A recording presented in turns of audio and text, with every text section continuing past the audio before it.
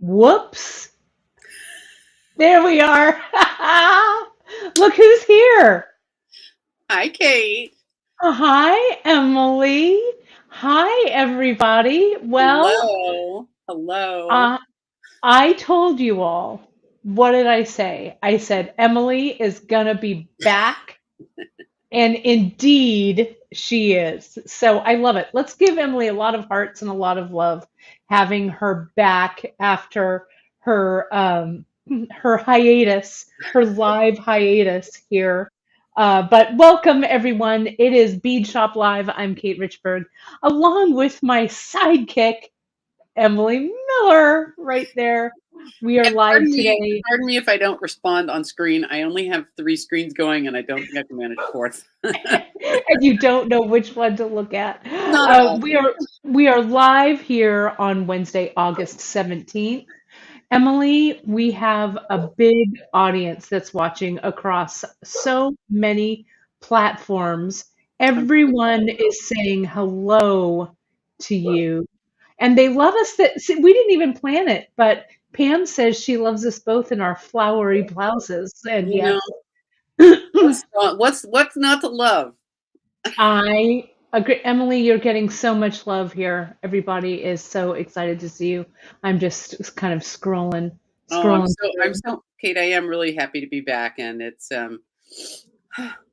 uh it's tears of joy. No. Yeah, I know I'm telling you. Yeah. And Deb says my seed beating heart loves having Emily back. Hmm. So, Me too. Me too. yes, it's great to have you. I've been doing So, a lot of seed beating the last 2 weeks, and I was like, "Wow, my rusty." But it but comes not for right back. long. That's right, it does. Kate, who did we get the beeswax from that sent it to us from France? We got that from Tina Vianney. I wanted to tell Tina, I don't know if she's with us or not today, but I just cracked into it this week because my other beeswax is really sad looking. And I'm like, I need some beeswax. And I just thought, do I have a beeswax candle? And I'm like, no, but I have the mother load of beeswax That's in my right. studio. The beeswax, I don't know how to say beeswax en français, but yes, Oh, a see? giant French Yeah. wax. I We're cut the end off so, it, and then I cut it in half, and yeah, dogs nice. wanted to sniff, Yes. and No, Tina sent that to us. I think from her village when she spends the summer, I think, overseas because, um, because why not? If you can, you can. So she sent that to us from the Provence region, I believe. well, that's cool. So yes, so there's so much love. There's a lot of love here. That's great. It's great to have everybody here and watching. And I'll tell you, we have, when Emily and I put our heads together, and we Danger. throw some beads in the mix. Yeah, danger, Will Robinson, I'll tell you. So we have Emily on the schedule coming up with a lot of really fun projects. Some are seed beads, some are beaded. Um, it's going to be good. Fire. So yeah, some are wire. That's right. There's Gita. Gita is over on Facebook saying hello. Hi, Gita. And Hope your vacation was Emily, nice. yes, and Janice is over on YouTube, um, I'm trying to log linking into and YouTube right now. So, sending the love over there. And I love this. Dawn says, Emily, you're the WD-40 for our tiny seed bead hearts. I is that because I loosen up all the knots, or I make I things think fun? so. Yeah, you make things run smoothly. Yeah, I think so. So we're gonna have a little bit of chat this morning. I know if you guys are watching on the replay, you guys are like, for goodness sakes, ladies, let's get to the project. But it's so great to have our Emily back that we do have to chat a bit. So, before we get started on the Kumi, and I'm going to talk a little bit about that in a second, you also have been doing very well, I might say, with your jewelry design business. Yes. Why don't you talk a little bit? We're going to do a whole show. I think Emily and I have chatted about this because we both have jewelry lines that we sell. And we're going to talk a little bit about selling your jewelry in the real world. But would you mind sharing a little bit about what you're doing in Sure, your jewelry sure. life? You know, I have been teaching jewelry making since the early 90s, and I taught full time for Baubles and Beads, which was in Hmm. Berkeley, RIP Baubles and Beads. Yes, yes. And I also taught a little bit nationally, not at any of the big shows, but I traveled to other artist studios and Pardon taught me. there.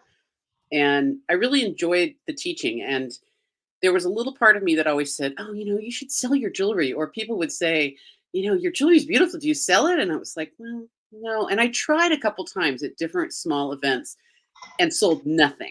I mean, Right, because it felt weird. it felt horrible. Yeah. I hated it. And because really, when I made jewelry for classes, it was something that I was passionate about. It was something that I felt invested in, Hmm. and it was really, and this is kind of my weird key selling point, but it's something that I would wear myself. Hmm. And I know different designers talk about their lines or their groups of pieces of jewelry, but I really I don't usually make things more than once. There's a few things that I do, but primarily each piece is a little bit different, and it's a different mix of pearls, or it's different stones. When I go to shop for stones, I usually buy only two strands, because although sometimes I have regrets about that, Right. I don't buy that many multiples of things, because it's, to me, it's more interesting that it's unusual. And I so I my husband retired, and we moved up to Lake County, which was a big move. And one of the big moves that I decided to make while I was there was to really go into selling my jewelry. And Right. there was this nice medium-sized, smallish farmers market. I should say tiny farmers market. I mean, you could go around it in about 20 minutes. And I decided to have a booth. It was very cheap to do. And I had some great help from one of my former students and good friends, Cheryl Rowe, who graciously gave me an incredible pop-up tent and some tables, because she said, "I'm not doing this anymore." Anyway, I hung out my shingle in person, and had some really good responses, and it was really encouraging. And I did a major street event in Lake County also, and then I started doing the Healdsburg Farmers Market, which was, I had to get up at like 4 in the morning to get there by 7 and set up. But it was still good practice, and really good responses. And now that I've moved again into the Sacramento area, I am at the Midtown Farmers Market in Midtown Sacramento on Saturdays from 8 to 1 now, 9 to 1 later in the year. And it's been really gratifying to have had some successes. And I think there's a bunch of things that we can talk about as far as how to run your booth and how to do your thing. I Right. also have learned now, almost 3 years, that there's definitely some ups and downs, and you kind of have to relax and not Hmm. feel like the And world's over if you have bad right. days.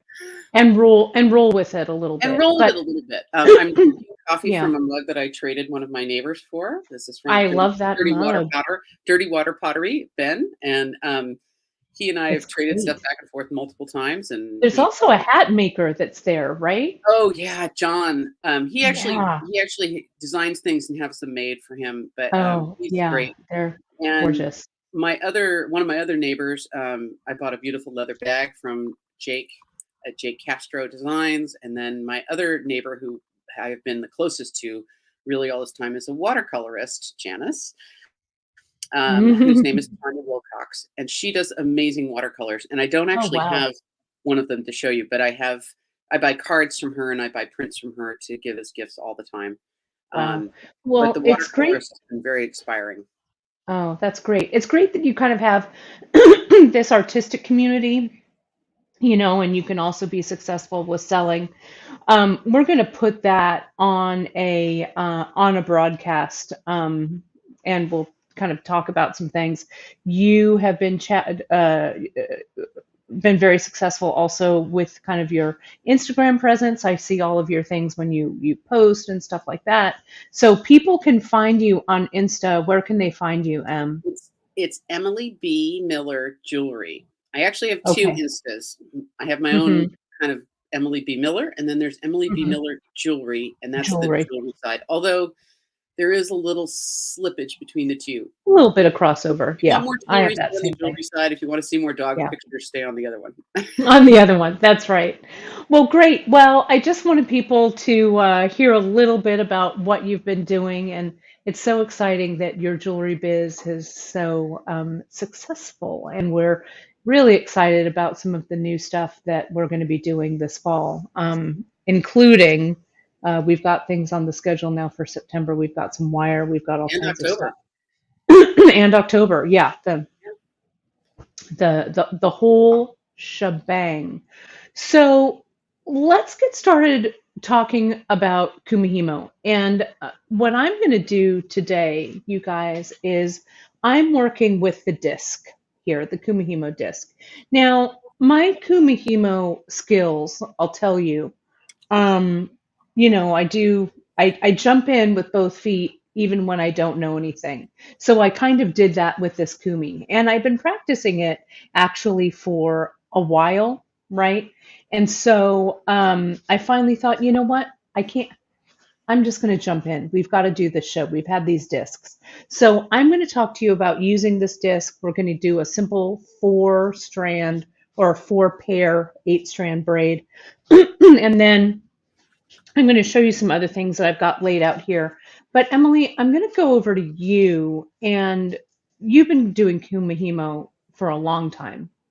Um, you have some samples there. I You've got do. a book that you're going to show people. So I'm going to take myself out of the picture, and I'm going to put I'm going to spotlight your camera down there. Okay. Oh, I see. I Okay. have very hot highlight, but I'll try and get rid of that a little bit. There we go. How's All that? right. So why don't you talk a little bit about kind of the history about your techniques, what you've used, and then we'll jump into actually creating. Okay. So I'm gonna hand it over to you for a bit. Sure.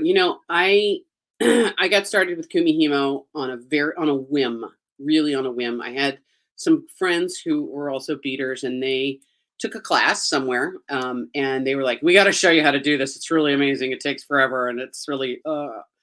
And so when I saw their work, I was intrigued, to say the least, and I quickly got right into it in a sort of a big way. So I have typically braided on the traditional Merodi braiding stand, which is fairly tall, and you can sit. They come in two heights. There's one for sitting on the ground, and there's one for sitting in a regular chair and working kind of in between your knees. And so I have not braided on the disc, Kate. I'm so much more comfortable with setting myself up with weighted counterweights, weighted bobbins, and I typically do my Kumihimo with a beaded strand. So where Kate's using a plain cord, adding some beads as Right. it goes along, I typically have braided with just the beads themselves being on each strand, which means that you have to do a bit of Oh, I see. So you pre-string. So the beads are the cord, yeah, essentially. yeah, Okay, I got you. I got you. right. And there's different shapes of cords and different shapes of braids to work with that you can do. I loved this look of this cord that it made, and as I Yeah, started to get more involved in it and more interested in it, I did a little bit of historical reading up on things. Here's a nice as flat you do. one. Kate, your mom has a blue one of these. Yeah, that's that blue one that she Maybe our has. first And our I'm first. I'm going to be adding the flat disc so we can be doing some Oh, flat good, braid as well. I actually ordered it today. good. And so we're going to be playing around with some flat. Someone mentioned before you go any further, someone mentioned that they wanted to do, talking when we talked about our hats, she talked about doing a hat band. You could definitely weave that flat weave with just cords and Oh yeah, make like oh yeah. cord. Would make a great beaded hat band. Yeah, Um, be great. so the little bit of reading and research that I've done about Kumihimo really kind of was intriguing. If any of you have watched The Last Samurai, which is one of those epic kind of adventure movies, um, and Tom Cruise is in it, and he at one point gets put into a Japanese armor, and they tie him in. They're leather pieces of armor that go over his shoulders and across his chest and back and on his thighs and legs. and they're actually tied in with these same kind of cords, and that's where the Kumihimo cord kind of comes from. If you look at your shoelace on your shoe, on a tennis shoe, those round core woven pieces, those are actually similarly braided to Kumihimo. It's just the same kind of a technique. Kumihimo is done with anything between 8 and 72 strands. So we're going to start with 8. yeah, you can imagine keeping track of 72 strands. So the Merida that I work on is kind of knee height, so about sort of in the 28 inches, I guess, high or so, and 24 inches high. They also make a loom that's wide that you would actually sit and braid, and the braid would kind of appear there. But it is a fascinating craft. This is kind of the book that I would really recommend if you're deciding to get into this and you want to see what it's going to take for you to do this. This covers the very basics of the different braids, but it does cover all of the how-tos and all of the materials and equipment. It was pretty cool. This is the one that you recommended to me, Emily, and there's actually a a newer version. Same thing by Jackie Carey. I'll flash it, but it's Beginner's Guide. Instead of it says Beginner's Guide to Braiding, it says Beginner's Guide to Japanese Braiding, the Art of Kumihimo. And I just grabbed it right off of Amazon. So it's terrific. And you can see Emily has opened it up to the Maridai. So this is the setup that I have, a little taller, but this is one that you would use sitting down. She even shows down here in the corner kind of a homemade one that's built around, I believe, a lampshade frame with a cardboard cutout. Oh, that's smart. It could be done, and I've seen people take wooden bar stools and drill a hole in the center of the seat, and that becomes their Maridai, which is totally doable. And Maridais are available to buy. They're a little bit of an investment, but one that is a one-time kind of purchase. You use these weighted bobbins, which hold the cords or the threads, and a counterweight, which hangs in the middle. And the other Jackie Carey books that I've looked at are a little bit short on the exact how to do this particular series, but they definitely have tons of braids and things to play around with to try. This one is much more very well laid out in the sense of having all of how the things are going to look and how it's going to behave and how it's going to act. And so this is sort of what I would look at. And this is what your foam disc is doing. So the slits in the foam disc take the place of the weighted bobbin and the counterweight. And it makes it very portable as well. Once I set up my Maridai to braid, I won't actually move it physically. So when I taught classes, I had to make sure that folks kind of got done within the class time. Although the braiding on a Maridai is very fast compared to the setup, which is sort of opposite of what we're used to doing. But nice, lovely clear photos, and lots of information about how to start and stop. She mostly finishes hers off with a kind of like a silk wrap, right, and a tassel. That looks beautiful, actually. Yeah. So you can do braiding with all kinds of things, and she uses these not necessarily for jewelry, but for curtain tiebacks or belts or accessories on pillows, or the world is kind of your oyster once you kind of get going on these guys.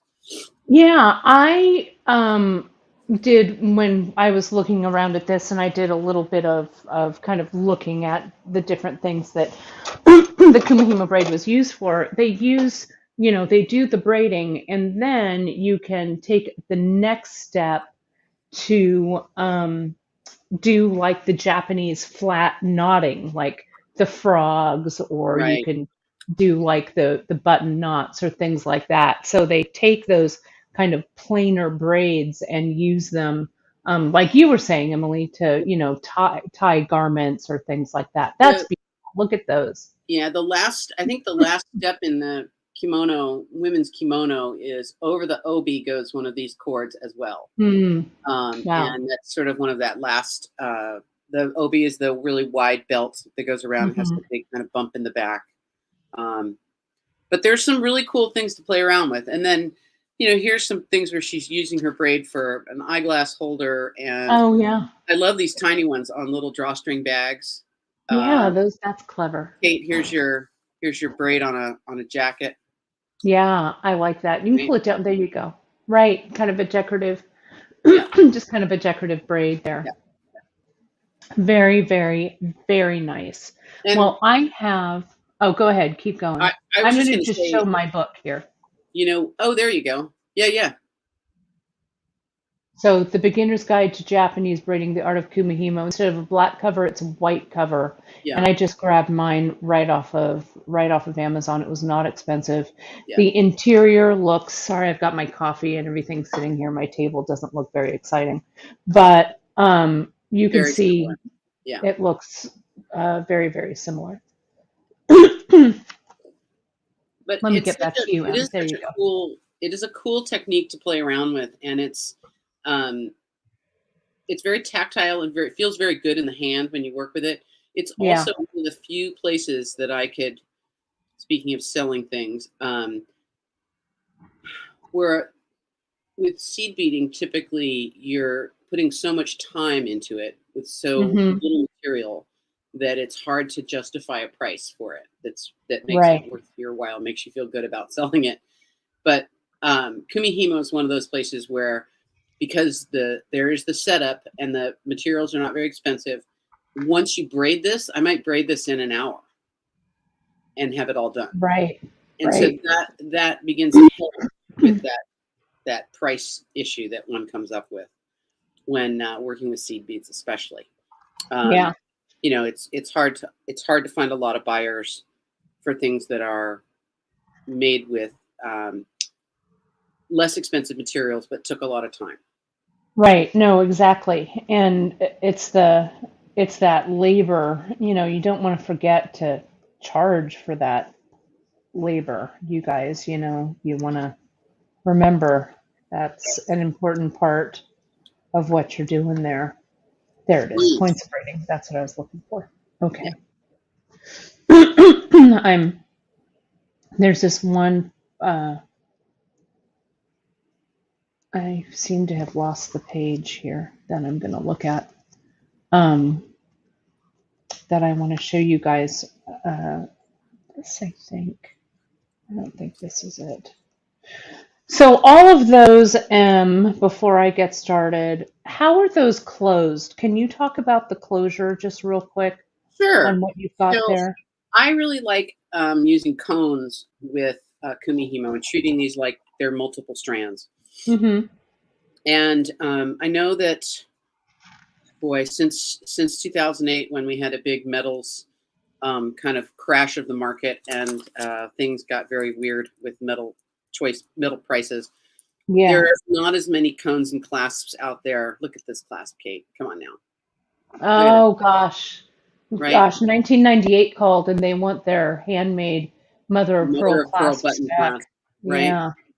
So I I choose to mostly finish these off with a cone and clasp for the Uh-huh. end. There isn't really a way to do these seamlessly the way you would do bead crochet Hmm. or peyote or anything like that. So Especially those that have the beadwork to them, right? yeah, yeah. And Especially, can you lift that up sure, to the camera so we can really see that closure? There we go. Perfect. right? Who needs a polishing cloth real bad? Me, Well, you know. what are you gonna do? So this square braid actually tapers down and fits pretty well into a round cone. Mm-hmm. And I made a piece of wire that looped through this braid kind of underneath it and made a wrapped loop. And that Mm-hmm. piece of wire then pulled it up into the cone. Right. And then I made a wrapped loop at the top and added a bead because this had kind of a big hole, and used it Mm-hmm. to attach my Nice. toggle Your clasp. toggle. Nice. Same on any of these. And really, what you want to do mostly with cones in general is fill up the hole as much as you can with your beadwork. Right. So if you have multiple strands, doesn't matter. You'd like that hole to get kind of filled up with Yeah, that. you want to play around with the different sizes. We're looking at adding, I mean, we have some cones on Beadshop, but I'm looking at adding a few that are kind of a little bit Kumihimo specific. Today, I love that one. This is a That's a really good one. classic. Yeah, Yeah, I this is love a that. classic one. And that Um, actually is quite large on the inside. So it would mhm, actually be too big for this, for but it that one, really right? works good with that flat braid pretty Right. nicely. And that flat braid, you just did the same thing. You kind of compacted it down, Yep. wire wrapped it in, and pulled it up through the cone. Yeah. So when I start a Kumihimo braid, I overhand knot all 8 strands together first. Hmm. And Right. then I actually braid a little bit. Each strand is secured with a stopper bead, which is still Hmm. a and I actually braid a little bit with just the thread. So it Hmm. might be 4 or 5 passes just to tighten it up. Gotcha. And then I make sure all the beads are slid down, and then I proceed to braid with the beaded strands. So Okay, so that unbeaded portion is what's inside that cap. yep. So here's another interesting little tidbit to think about with Kumihimo. The heavier your counterbalance is, the looser your braid will be. Hmm. I'm working typically with a weighted bobbin on the outside and then a counterbalance that hangs in the middle. And the Mm-hmm. heavier I make that counterbalance, the more it pulls down. And so Hmm. the tighter my braid is much looser rather than tighter. Gotcha. Sort of the opposite Gotcha. of what you would think. Right. So tight braid comes from a looser counterbalance. Right. Uh, and so that allows those beads to all really kind of get close together and get compact because they're not moving along very quickly. So Right. you want me to show you that counterbalance picture again with the weighted bobbins? It's a Oh yeah, little let's take a look. it's a little counterintuitive, and so it takes a little minute or 3 to get your brain kind of wrapped around it. But each of these bobbins has a weight, and there's about 4 different weights of them that you're going to Hmm. encounter.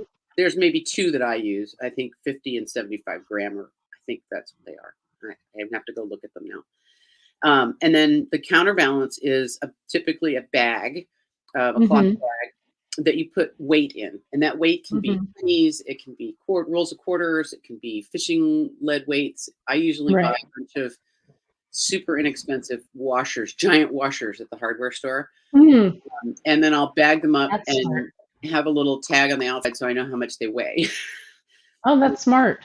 And then you loop the bag with a lark's head knot. You loop that cord onto the braid, and as you braid, the braid comes down. You move the bag Hmm. up. Oh, right. As you need more material, as these bobbins rise, as you're braiding into the center, you loosen the bobbins and get more material as you go along. Hmm. So Oh, great. actually, Great, great. this one with the clear plexiglass marrow die Yeah, it's really easier to shows see. that Yeah. connection, right? That wouldn't be a hard thing to make. You could go down to the fabrication store and get kind of some rod and some two Yeah, round discs and some yeah. industrial glue. I think it would And not be a very hard thing. It would be the first one wouldn't be pretty. hmm. I can tell you Yeah, right now, because yeah. gluing and having things be very precise is a little tough. And I would actually ask them to make it for me Yeah, they could probably fabricate that, no because it problem. would Yeah, be easier to have them do it with their yeah, skills and their big tables and yeah, setup than to try and do this yeah, myself. But the two yeah. things you want to watch out for if you decide to make one of these on your own, a homegrown one, which is totally fine, is this edge right here. You can see where the cords have to rub Right, right that needs to be beveled. Right. and this edge going into the center also, those two edges need to be just as smooth and as catch free and lovely as you can possibly make them. That um, makes sense. Everything else is kind of up for grabs. It wouldn't matter if this had a colored base, for instance, or that the rods were Right, colored. It is sort of right. nice to have that clear top because you do have the advantage of being able to kind of watch what's happening down below. Yeah, underneath what's going on. And it's funny with Well, this particular class, whenever I teach this class, I hmm. tell them that there'll be no talking, and I make everyone sit with their backs to each other and around the room. That's funny. Because if you talk, you have to use your stage whisper. You have to talk like Right. if you talk, you're going to distract your neighbor. Right. And it's and you'll see when I'm doing this, and I don't even know, I need to find um, well, I don't know where it is. I won't show you, but uh, my practice one was all wonky, and Yeah. it's because I was going one way, then the other way. I wasn't paying any attention to my direction. Yeah. So, So talking during Kumihimo class is verboten. You must be yes, very quiet and let everyone else do their thing. And that's right. then everyone, and if you have to have help, you raise your hand and come around, but no talking because No talking. it's too, Well, we're going to be talking today while I'm doing this, so you guys have to forgive me if I screw things up. But let me show you how we're going to tackle this today.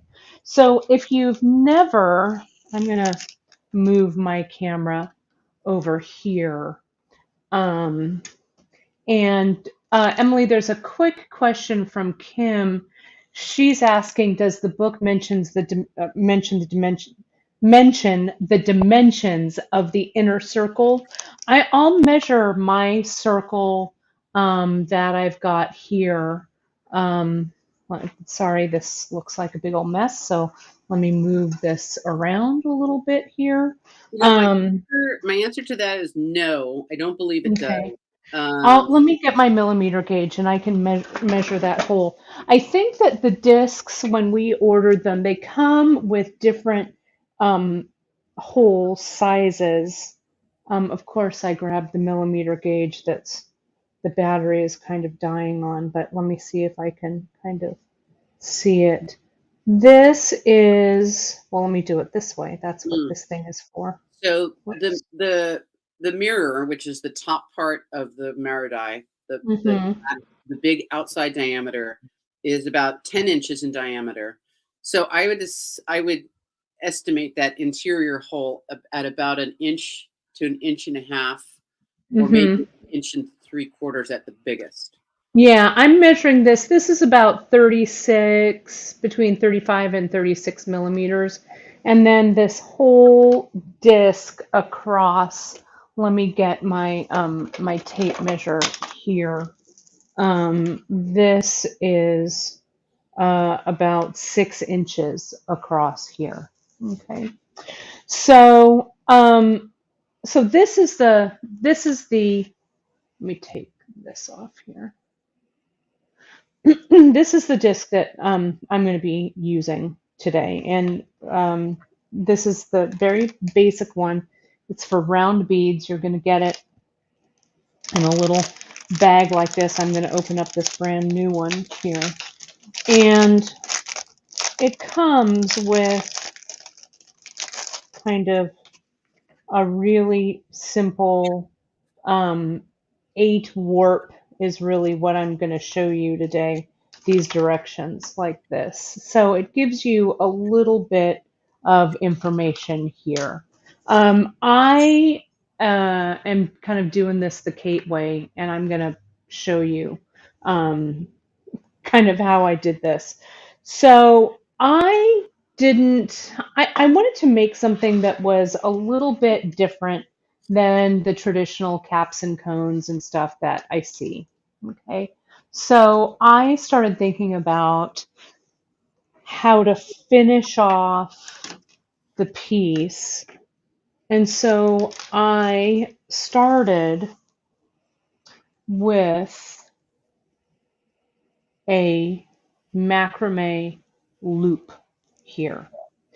And the and you'll experiment. What I recommend for you guys is to experiment and do a short piece.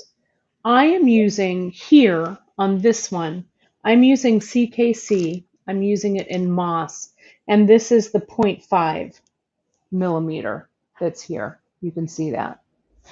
The sample that I'm going to show you how I lay it out, I am using, this is the Williamsburg blue, and I'm using the zero point 0.8 millimeter. So it's a little bit thicker.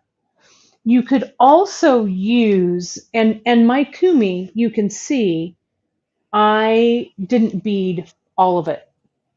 Okay. So you can decide how many beads you want. You can do it with no beads. I have this idea that I want to do where I braid in jump rings, and I can make a charm necklace with this to attach pieces with jump rings. So I've got the textileness, it's not really a word, but the braiding, the textile portion of this is what really kind of floats my boat on this. So this is just the simple 8-strander. We're going to go a little fancier. Emily, you and I are gonna examine more of this later. But I thought I really wanted a closure that was a little more me, right? A little more my style. So that's why I did this macrame closure, and I'm going to show you how I do that. You could use cones or crimp ends. I grabbed, these are the petite crimp ends that we have, but you could also use the regular crimp ends. You can see we've got these here, we've got different cones. So you can decide what it is you want. People also use things like rat tail, which is the silky cord, and we may add some of that in a few colors. It's a little bit easier to get in smaller amounts now. When we had the bead store, when I had my store, and when we had the bead shop, and I know you carried it as well at Bobbles.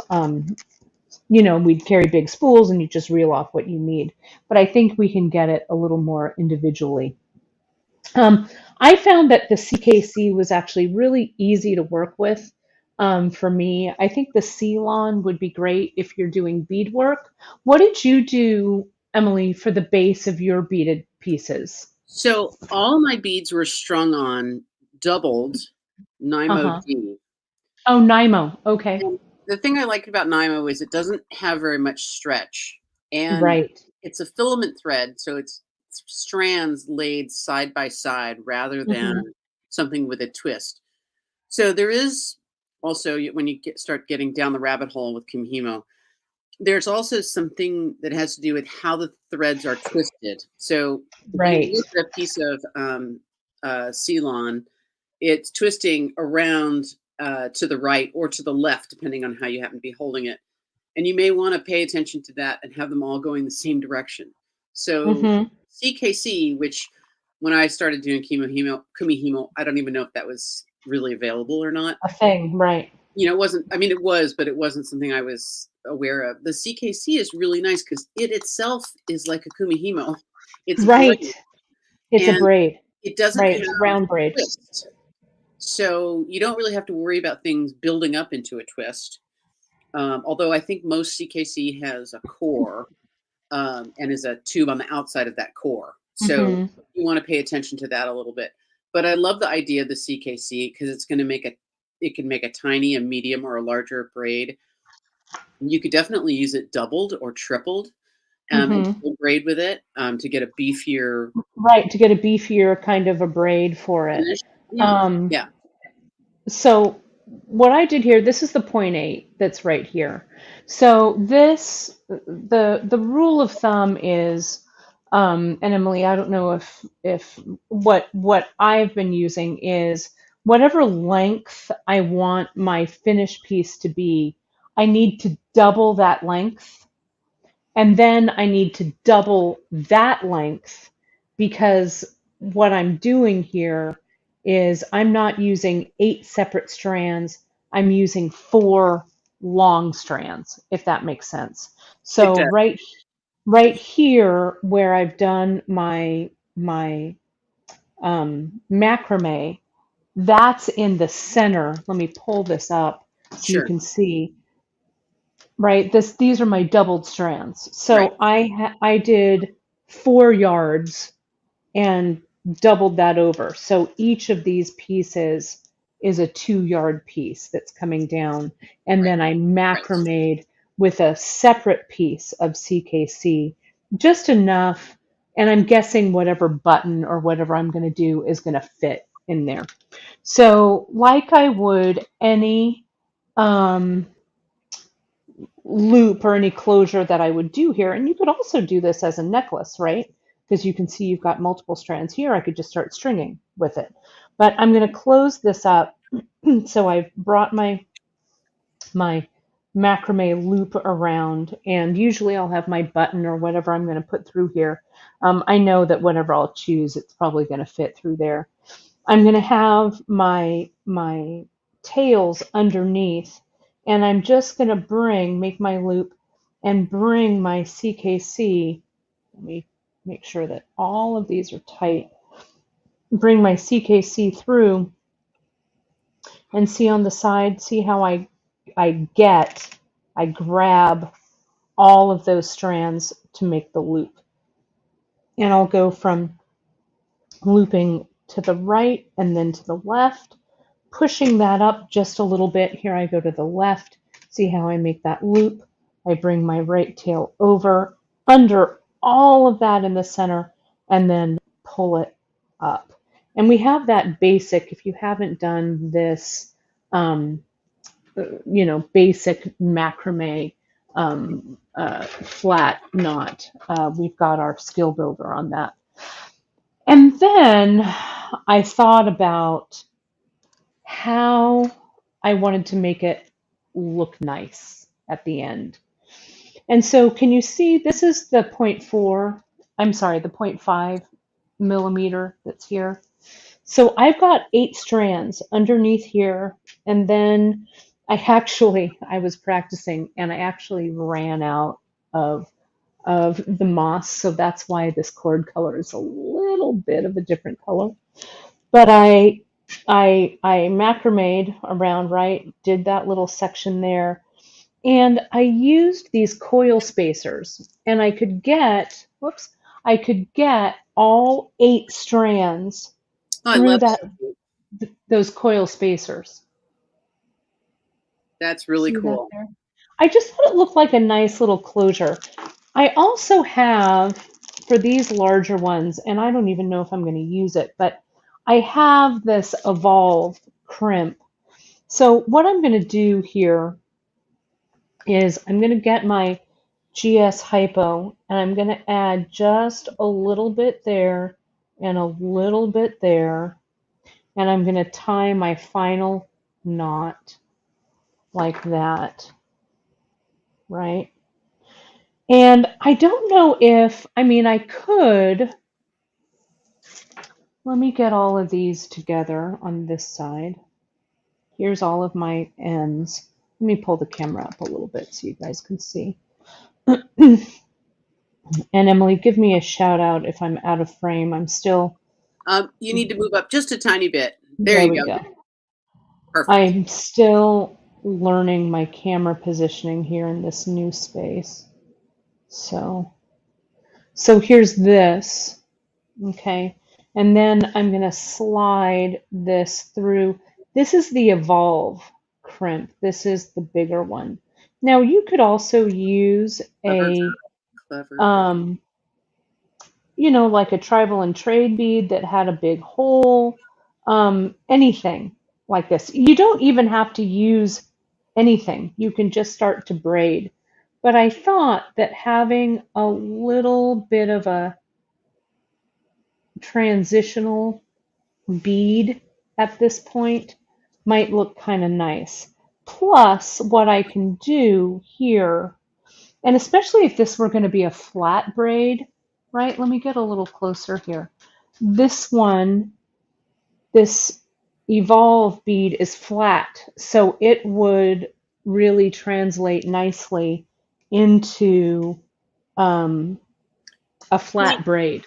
Kate, are you going to crimp that Yeah. bead, or are you going to just use it? Well, that's what I'm.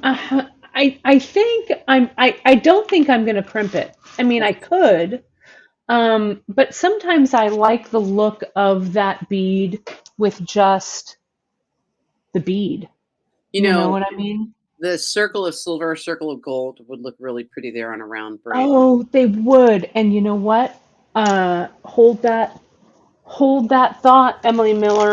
I I think just had it in my hand a minute ago. You're terribly clever. Hold that thought. I think I have one or two.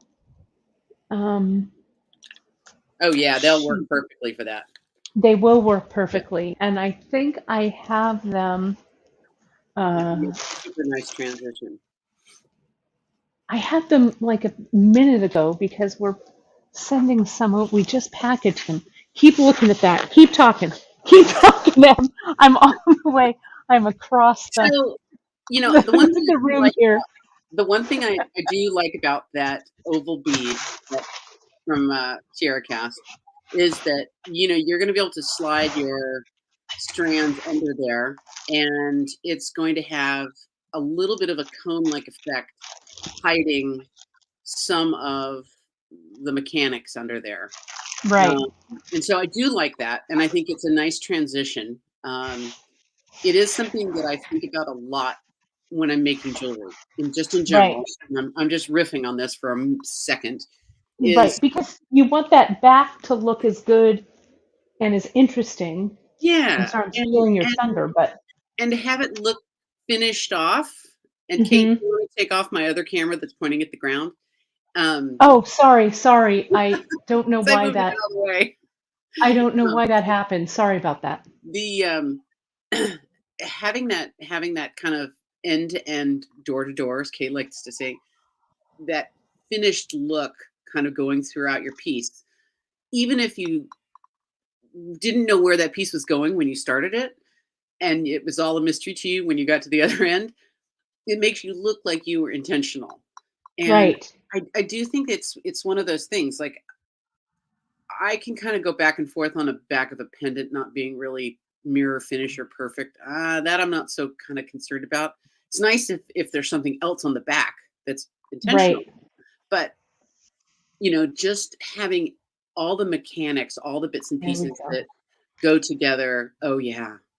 Yeah, Um, perfect and yeah. perfect. Oh, these are the circles of midnight. These are the dark ones, and I just grabbed the first one that I could grab. I think We're a that little having low on them right now, but they'll be restocked within the week because these are going.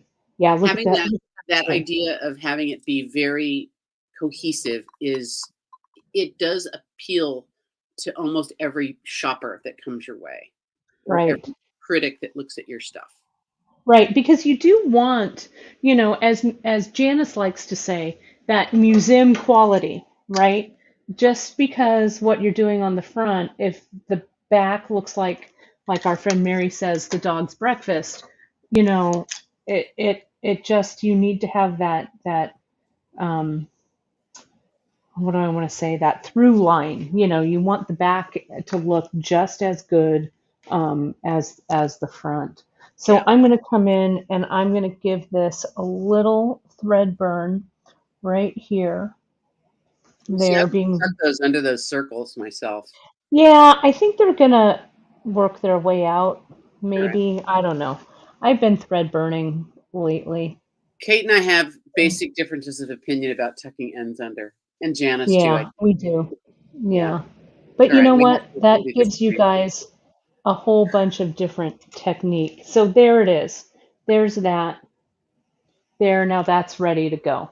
I'm going to Yes. show you how I put this on the disc, and then we're going to get to this one. Okay?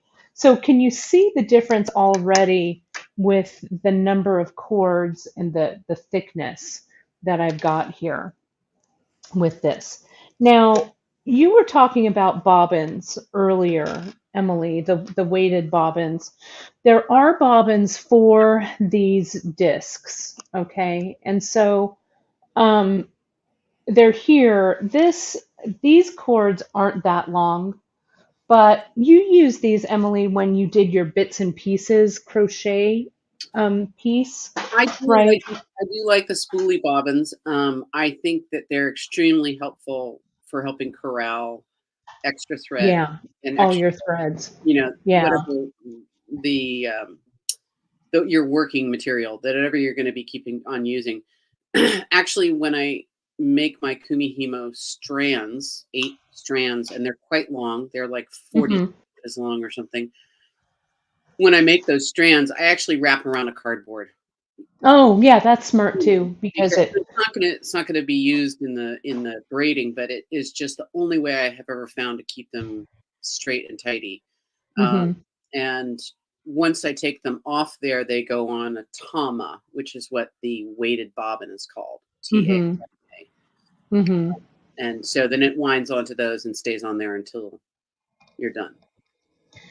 So with these, you'd kind of do the same thing. Like if this were beaded, if I were, and I am going to add some beads, but I'm actually going to add them one at a time. But I could pre-string, but you would just get your strand and you just wrap it around, wrap it around, wrap it around until you have enough wrapped, and then you just kind of close that over, and then these hang, around the outside like so. I didn't use this for this one because this is so simple and I didn't need it to be, I didn't have a ton of thread here. Um, so now what I'm going to do is let me clear the decks here. And I also have one I want to show you here. I also did one with leather. This is 1 millimeter, the distressed denim, and Mm. you can see I've done that same kind of loop here. So you could also do this with the leather, but I'm going to put this aside for a second here. Oh, the leather's going to be really interesting. I have to. Yeah, I think the leather should be kind of cool, I think. Now, people also, you talked about weighting your pieces, and we may get these. They carry now with these Kumihimo discs, and they carry them in two weights. This one is a 90-gram weight, and you can see it. They also Mm. carry it in a half size, a 45 gram. Sure. Um, and I felt, I mean, what I used instead of that, because this felt a little heavy to me for this CKC, I actually used one of my clips, right? So what I did was, and Janice wants me to measure the thread length from the top of the loop to the tails. Yeah, let me do that. So this should be, Janice, let's see. I doubled it over. And whatever the length is, the length of your piece, you want that doubled, and then you want to double it again. So it's 4 times the length of your piece. So this was just um, for, so I actually did 2 yard, 2 yard lengths. So each of these are 2 yards and then they're folded over like this. So this is about 36 inches or so like this. Okay. So what I did was to start, I just got my little guy here and I just put it in to weight it like that. I actually kind of did that. Or you could even my other one was a little skinnier, so I could put my, how we like our string, and I clipped that there. So it gave me a little bit of weight, not a ton of it. Okay. And then what I did was I put my disc through my disc.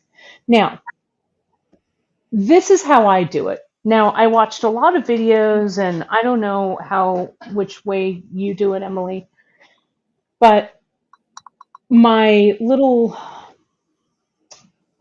memory jogger that I'm going to use for this is, let me get my piece of paper. Your mnemonic. My mnemonic, that's what I was struggling for, is left, then right, then left. And the rotation is to the left. And you'll see what I mean by that. Okay? So when we In a braid on minute. the Meridi, we move 2 strands at once. Oh, do you? So you're going like Yes. this. I Yeah. see. Yeah. And And the way that we do it here is I'm going to bring my center kind of, this is kind of, it doesn't have to be exact because what you want to do is you want to place, let me get this up a little bit higher. There we go. You want to place your threads and then you're going to kind of arrange them.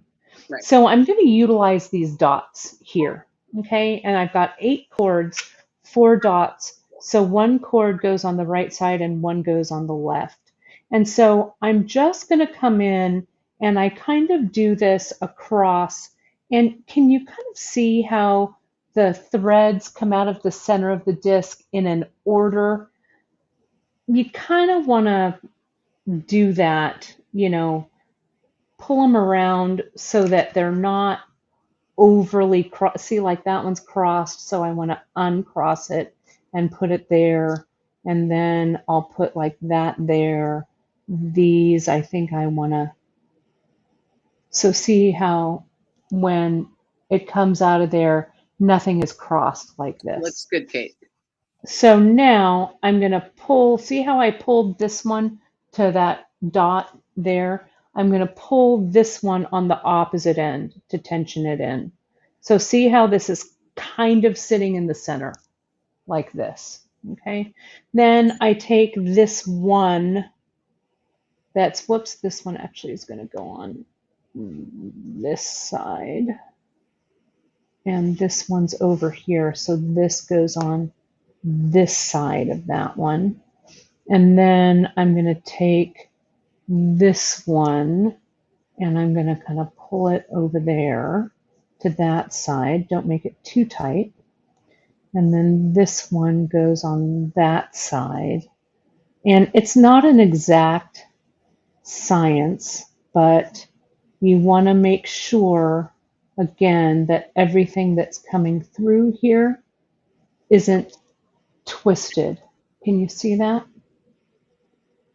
Oh, and see, so now I have this lone wolf here. So this one actually goes over here. Get in there. This one goes here, and this one goes here. Okay, and that's pretty in the center. I didn't have to screw around with that too much. And you can see now the tails are just kind of sitting. I don't have them in bobbins. All right, but here we go.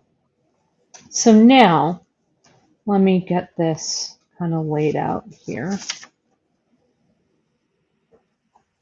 So now we've got our disc. So Emily, you say that with the big Maradai, you switch 2 threads at once, right? You kind of switch their places.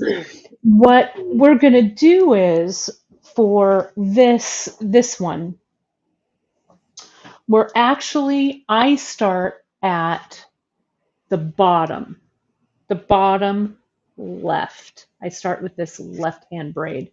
It doesn't really matter. You could also start with the top. You could reverse it and go, I'm going to turn my disc counterclockwise. You could do it the opposite direction, start with the right and turn your disc clockwise. You just have to be consistent.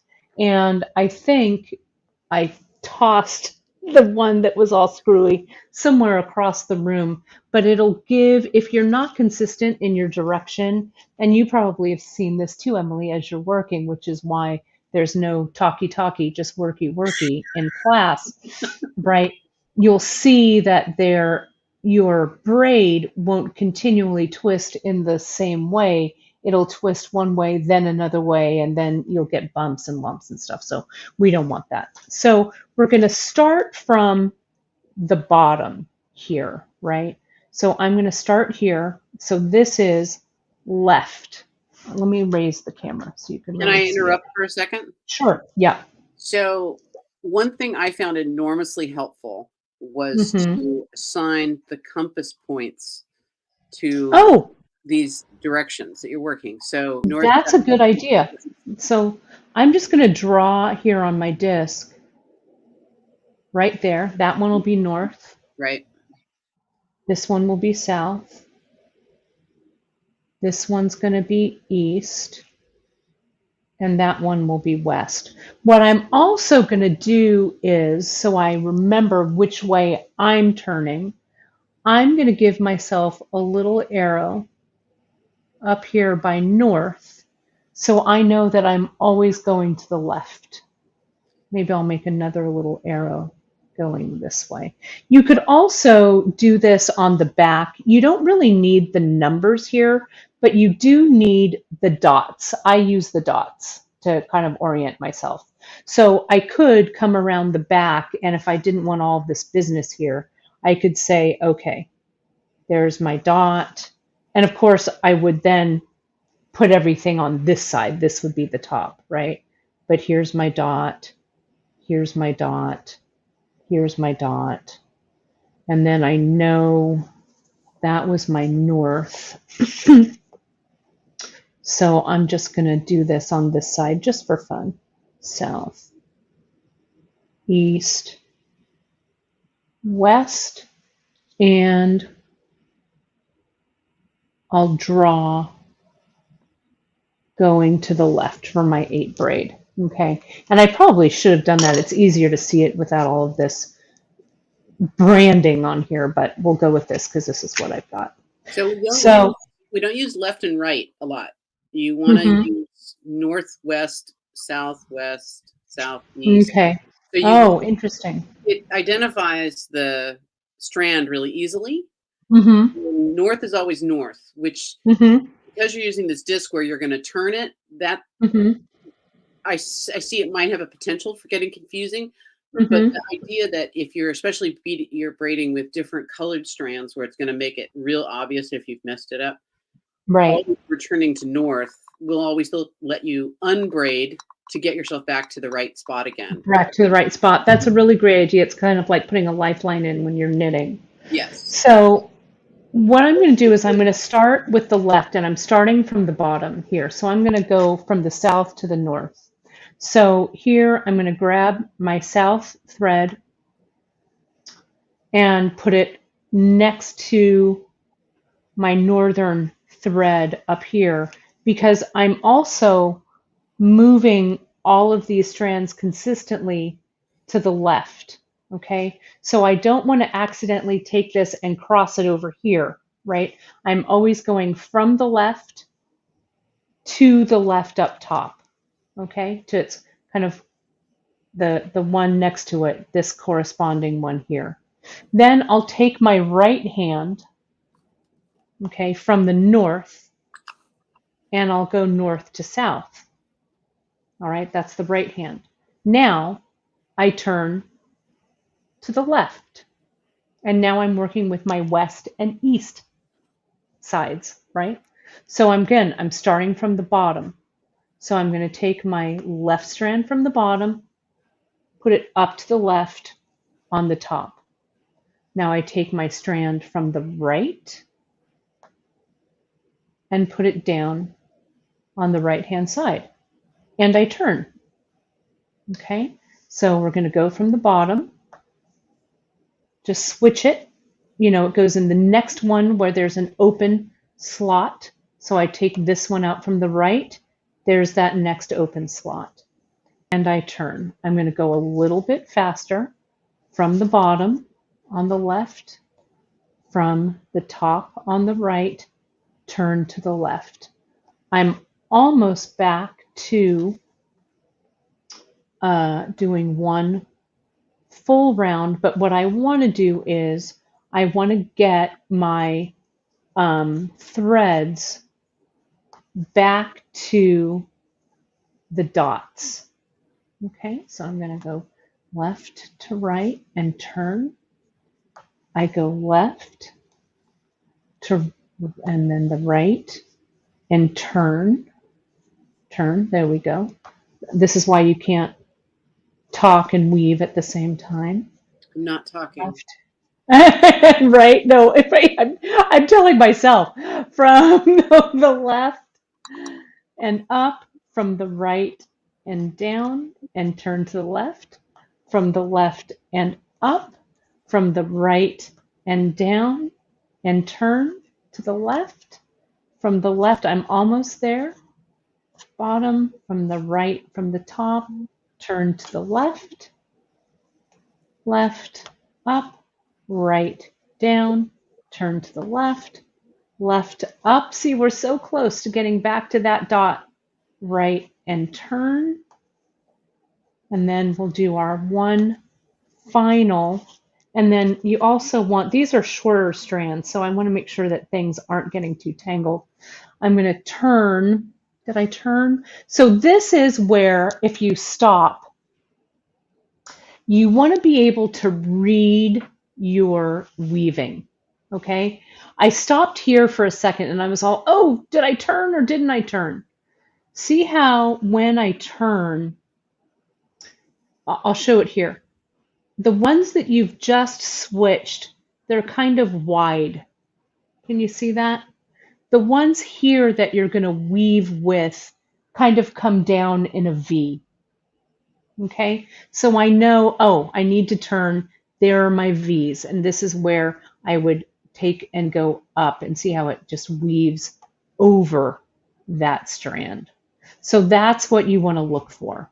And so see how these have now widened and it's brought these two in like a V. Okay, one more turn to the left, go from the bottom and from the top. Now you can see I've come all the way, I've done all of those stitches, and can you see what I've got here? Okay, I've got just this round braid. So now, and you know, to be honest, when I started this weaving, like now I've been looking at it, I don't know if this right here is my, you know, do I start from the left there or do I start from the left there? It doesn't really matter, really, because you're, as long as we're continuing to go in the same direction. Okay, but I'm here. Michelle is asking here, without the bobbins, the threads start to braid themselves. They actually don't, not with just this length. And let me show you my, I'm going to do this kind of Kate speed one more time around. As I'm doing this, what I do is I come in and you can just kind of see how I ran my hand down there. So I'll go here, left, right, turn to the left, and my hands are constantly smoothing the strands so that nothing gets tangled. If they were going to be a lot longer, then that's when you definitely want your bobbins to help you not get things tangled. But I didn't have that issue with this because A, they're not that long, and B, they're kind of slippery. Okay, and down. Periodically also, I might pull on the little clip down here to kind of make sure everything's going okay. But once I do this, by the time I get to these dots here, I will have braided using half the disc. So it has 32 slots, I believe. So I will have braided 16, you know, half across. And again, you want to just make sure that your tension, this is tight, snug, I guess is what I want to say, but not overly tight. See how my center is staying center. That's also pretty, pretty important. Now, Em, when you're using your big piece, it's the weights that kind of keep all of this even. Is that right? That's correct. I was just responding to Michelle over on YouTube that she was mentioning that don't these get sort of, they start to braid each other if you don't put them in bobbins. Probably a little bit, but I think with these shorter strands that you're working with, Yeah. you're not going to have too much. And the size of these strands, the Yeah. smaller And see, your strands might be, that, you might be getting a little bit more tangling. yeah. And see how But I I just think with kind of these pull them. fairly short, biggish strands, probably not very much. Yeah, and see how I periodically I just pull my fingers through them and that untangles everything. And it also takes out any twist. So now I've done, you can really see that section Oh, it's there. looking great, Kate. It looks Okay. wonderful. You know, um, for somebody who's And going to try this out, I might recommend to do 2 colors of cord. And yeah, you the could. colors might just help you keep track of things a little bit. So a pair of Sure. colors north south, a pair of colors east west. East west, that's You know, really you have a great light tip. north and south, dark east and west. It would help, I think, in getting yourself untangled if you got tangled Hmm. up and had to back up some. Um, and being properly caffeinated, lots of light, all that kind of stuff Right, will work. will help. So now I'm going to add beads. And again, I went to my good old shadow bead here because that's what was sitting here. I wanted it to kind of look metallic. I wanted it to have kind of that, that Kate look that she likes to use with those shadow beads. So what I did here at the beginning, I went 1/4 of the way and then I put on my first set of beads. I went another quarter, put on the second way, and then I did a half. So can you see how they're spaced just a little bit? The beads are a little bit closer, and then there's a space. But you can put those anywhere, anywhere you want. What I'm going to do is, since I've gone this half route, now I'm going to put the beads on. Now, putting the beads on is still a little tough for me, I'll be honest, especially, and I think it's because these are kind of squared off. Using like a size 6 seed bead, it might nestle a little bit better. But I'm going to take my bottom strand off here, right? And so going from the left up to the left. But I'm going to go ahead and I'm going to put my bead on. I slide that bead down and I'm going to put my cord up to the left. Now, where I want this bead to sit, the thing with this bead is you don't want it to get tucked inside your weave. You need it to sit on the outside of your weave. So see how it sits in front of these 2 strands. Okay, and it'll be a little bit easier for you to see when I put all 4 beads on. So now I'm going to take my cord from the right, I'm going to slide my bead on, and I'm going to do this once, Em, and then I'm going to ask you for your tips, okay? Okay. Because I'm sure you've got some, which will help all of us. So see there, I go to the right. Let me go here. And Leslie's saying if you put the beads on all the strands, does it work, or do you have to go around once before you add the next beads? I could put all 4 of my beads on and then slide them, but I like putting them on one by one. So see how those 2, they're sitting on the opposite side. There's my V there, that bead from the left is sitting there. That bead from the right hand is sitting there on top of that V. Now I'm going to turn. Okay, so now I'm going to take my strand here, get my bead, take it out. And again, I think it's because these have kind of this funky shape. If they were round, and see how this one wants to come over? If they were round, I think I would have less of a struggle. So there's that one, there's that one, there's this one. I've just got one more to do. I'm going to take this from the right, put on the bead, and then I want to show you what you're looking for. After, see, this one wants to sneak up on you. So just, I'm going to use my awl. I use my awl a lot. in this. So see here, it's a little hard to see, but each of these beads are laying on the outside of the two strands. This one actually is not, is it?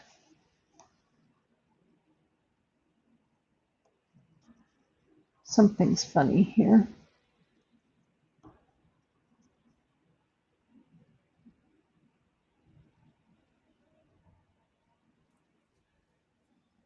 That goes there. It's this one, I think. Let me see. I'm going to braid the next round and then I'll see what it looks like. There we go. Ah.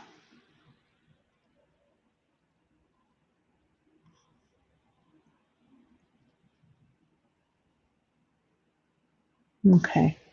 So now I look at where I'm going. I need to go here, it looks like, right? Is that where I am? I'm here. So I braid. And again, it doesn't really matter if you are at the top or the bottom, as long as you're consistent and you're turning it the right way. So then I pull this down, and then can you see how you can see the opening of each bead, right? Can you see that there? So now I'm just going to do a couple, and then I always kind of pull down a little bit. Let me do a few more, and then we're going to free it up a little bit so I can look at those beads. And then, Emily, I'm going to have you give me your wisdom. See, there's a little bit of the tangle there. That's when I come in here and just give it a little twist. Again, I'm like, oh, whoops, I did that. Now where am I? See how I'm on the wide lanes? I need to be on the V lanes here. And I'm going to start from the bottom and go to the top, and from the right and go to the right, turn to the left. Let me do two more, and then we're going to check out the beads to see if I did this, if it's the dog's breakfast or if it's my greatest triumph. Let's take a look. And you can see here on this side, see how I can see all of those beads are lined up. So they look pretty good here. So I think we're good. I'm going to go, Emily, while you're talking, I'm going to get to my next round of dots, and I'm going to put on another pair. Well, before you do that, I want to have you do something, because I've been metaphorically sitting on my hands here. Okay. So do you have a pencil? Yes. Give me two shakes. Okay. Does the pencil need to write? No. Okay. I just need a pencil. Yeah. So one of the things that was so funny when I bought my first... Does it need to be sharpened? No. Okay. One of the things I thought was so funny when I started doing this Kumihimo, and I think I bought my first book, and one of the things it said was that you needed a chopstick. And I was like, oh, okay, I don't know what this chopstick's for, why I need this chopstick. Here's my Ticonderoga. Here Perfect. It is. So then I figured out what you want to do with the chopstick. And okay, one of the things I like about these Kumihimo discs is they do hold the cords for you. Right. But if you desire to put this down for a little while and come back to it in another day or two, or you're traveling or you're doing something else with it, from the center of the hole, pull down on your cord, your existing cord. Now slip the pencil in the back from north to or east to west, right? What you got, that orientation you have there, but over the cords. So over the center. Sew it up and then sew it down. I've got to loosen this up a little bit. So this is another way to kind of help you retain your place in this Hmm. look. And with the you may not need something as durable as the pencil. I mean, it could be a popsicle stick or a skewer Right. or whatever, but it Yeah, I does think I need really something a little.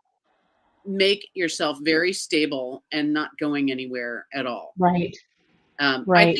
think what you're doing is absolutely perfect, Kate. I am cheering from this side, Oh, yay. this part of California. And I think after watching you do this now, um, I would go ahead and I would pre-string my beads on. Would you? I would. It's simpler to do it now, and you can Mm-hmm. harden all the ends, you know. Mm-hmm. Yeah, I could. And Yeah. then I would go ahead and do the bobbins. I think it's worth Mm-hmm. it in the pre-setup. It's a little less Right. tangly. Right. Um, String these on, string String them them, on, string maybe, yours on. put a few Yeah. more beads on than you think you're going to need, so you have spares. And Right. if you have to undo to fix something, add one It more might be a bead. little bit It's not easier. that it's Sure. not that big a deal, you know. Well, let me get to this point and I'm going to put some beads on. So, and also now that this is a little bit established here, Yeah, I'm actually going to take this clip off because I pretty much constantly now kind of pull down on this sure. and this kind of holds it. One of the things that I read about when you're using a disc like this and you're going and you're stopping is you stop in the middle here, and this third chord here goes up, and then if I put it down and I go away, then I know, oh, this three chord, this last one, this just needs to come down right here, Yes, I agree with that. I think that's a good right? idea. So this is kind of what I learned about that. And it looks like somebody, Beverly, just commented about that too. So if I'm going away, I'll get this third chord up, go do whatever I'm doing, and then come back. I'll take the third chord from the right and pull it down. So let me go ahead and I'm going to do this, and then I'm going to put on some beads because now I'm back to all of the dots. Then there's a couple of questions here that I want to So I think this is look a at. great airplane. Um, Oh my gosh, a great travel for you know, sure. I mean, it's a quart-sized Ziploc bag's worth of nothing. You know, Right. probably Yeah, that's weighs it. a couple of ounces, and you might have to give up your all, but a little bamboo skewer might help out just Right. on that little bit of the trip. But I think that's a really good way to go. 16, 18, 20, 22, 24. Whatever 24 times 4 is, what's that, 96? Is that Yeah. right? That's how many I've used so far on this. So 24 on each. You don't want to do them on all of them. So if I'm here, I've started back in at the beginning, right? So let's take this. Let's actually turn this because this is this is the V. This is where I'm gonna start. So this needs a bead. So let me put on. I'm just gonna string on like I don't know, one, two. Maybe I'll just string on like four, just for fun. There'd be more of those four. Five. Let's do an odd number. Whoops. And five. Then what you can do, where's my bobbin? Here's my bobbin. I can get my bobbin here, right? And I'd wind it. If I had a lot of beads, maybe I'd wind the beads in here. But since I don't, maybe I'll just let them, and see, you can't really see that, but I need to kind of let it untwist. And then I'm going to put this back there. I could wind this up even a little bit more. But see how I have these beads here, right? So I'll take I think I actually probably want to wind this a little bit more. It's a little long.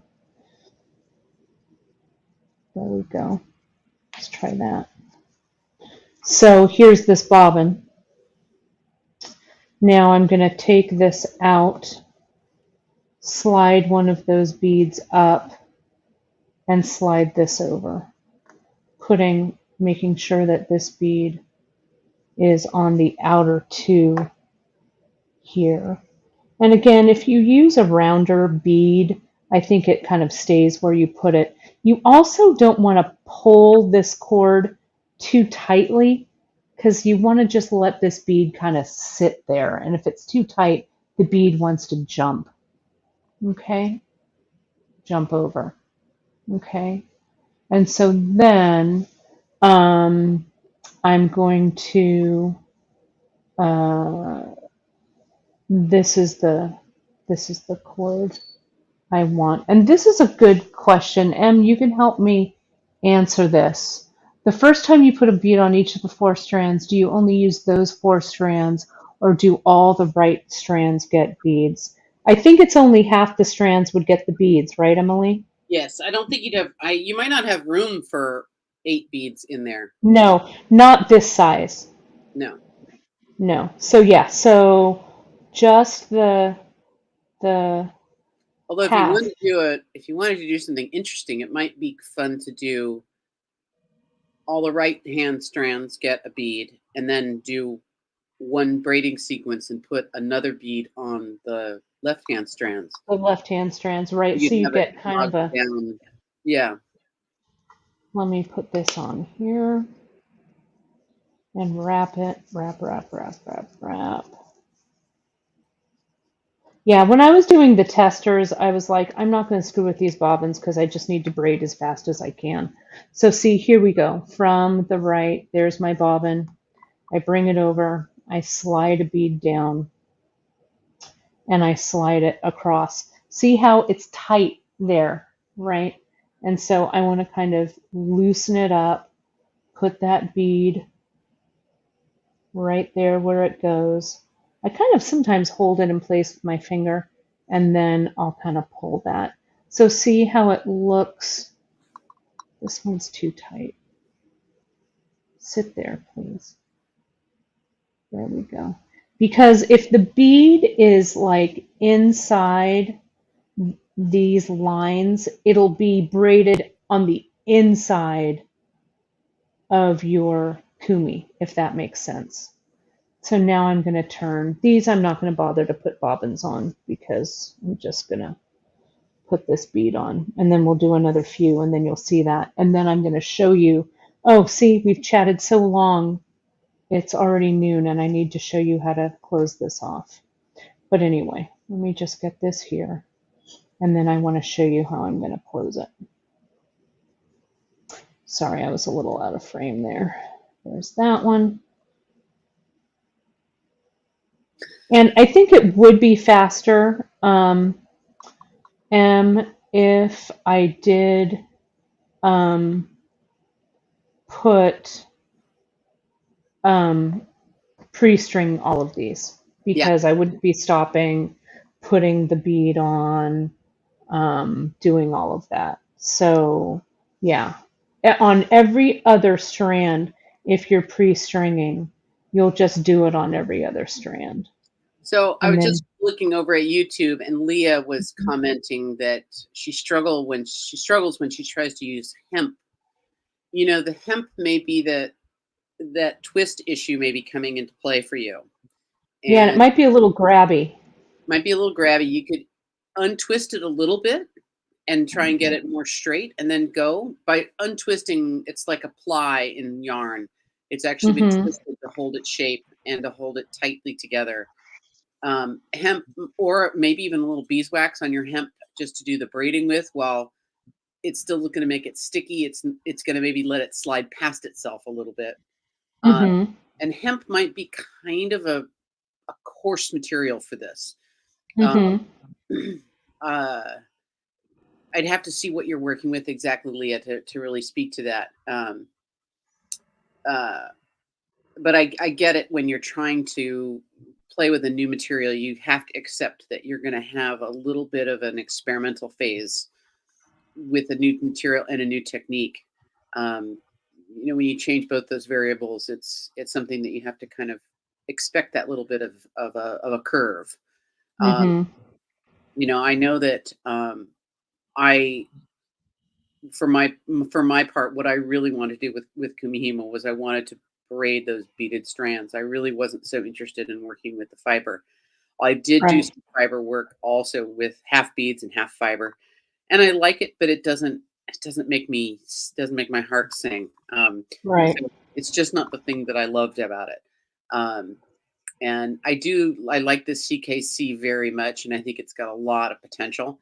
Um, Yeah, I do too. I really like the way that it's nodding yeah, here. And can you see how I'm kind of fixing this, you guys? I was, as I was tightening it up, these beads popped into the center. So two of the beads were sitting correctly, and two of the beads were sitting inside the braid. So when you're braiding, see how I can see, whoops, sorry, I just put a comment up there. See how I can see down the holes of the bead? That's what I'm looking for, okay? If I see the side of the bead is going to be inside that braid. So now I'm going to do one more of these, and then we're going to move on, and I'm going to show you how I'm going to close this up, like so. And so I'll do a full round, and see, you can check your sides and you can see that everything there is sitting nicely. Can you see that? This is the Williamsburg blue that I'm using here. And so now this was a half a round, going half the disc, and then I went a quarter of the disc in between these two beads. Okay, then I'll do now, I've come here, I'm going to do another half of the disc. So there's space. So these beads are kind of spaced kind of close like this. But let me show you this one over here. Okay, so now I've gone, and this is kind of arbitrary. I'm going to tell you how long this one is. Okay, because I had another idea about how I would use this. This is about 16 inches, right? So if I were doing a choker or something like this, I think this would look great. But I want it, what do I want to say? I want it to look a little, like I want this to be part of the necklace, like this, right? Then I want to do maybe the other part, maybe beaded. So just, this is going to take a few more minutes, but Emily's here with us, and hopefully you guys don't have too much to do. So I'm so just going to keep this is going. just a section of a necklace. Right, this is going to be a section of a necklace. I Now like that idea. I could have done this if I had measured, a long piece or whatever. I could have made, let me put myself here on the front of the camera and then get this light out of the way. I could have made, go on, light. There we go. I could have made this, a lot longer, and it could be like a long thing that would wrap or whatever. Okay, but this is, what did I say, 16? So maybe I wanted this to be like a 32-inch necklace, or maybe even like a 36, so I could wrap it maybe twice or add it to my stack or any of those things. Okay, so we're going to close this off. Let me get back to this. And there's a question here explaining the difference between the round and the rectangle Kumihimo disc. Um, the round is for the round braid. Actually, I think you could do anything on anything because I use Mhm. my round marrow die for all my braids. Oh, okay. That's Um, good to know. so things get a little slippy in the flat braid, and you may want to move to a square for a flat. because Mm-hmm. you're going to end up with your strands being in a kind of a Y or a V pattern on the square rather than on the round, where they'll be kind of rounding around the corners. It would be nice to have that square top. But I've done all of mine on round ones. Um, Secret too, I added a piece of leather to the top of my Maridai. Hmm. And I did this out of scrap leather, and it's not sanctioned by any Kumihimo person, I'm sure.